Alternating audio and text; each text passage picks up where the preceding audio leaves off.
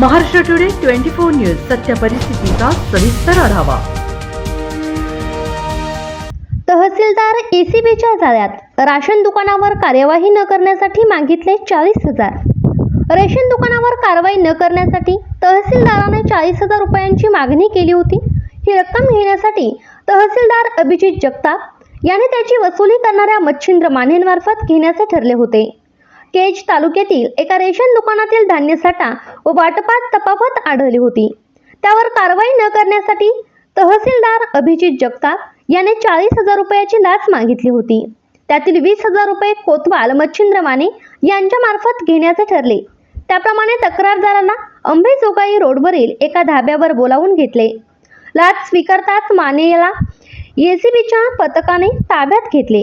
इकडे तहसीलदार जगताप हा कार्यालयातून फरार झाला। महाराष्ट्र टुडे मराठीसाठी ब्युरो रिपोर्ट केज बीड। आजच महाराष्ट्र टुडे 24 न्यूजला सबस्क्राईब करा आणि सत्य परिस्थितीचा सविस्तर आढावा पहा।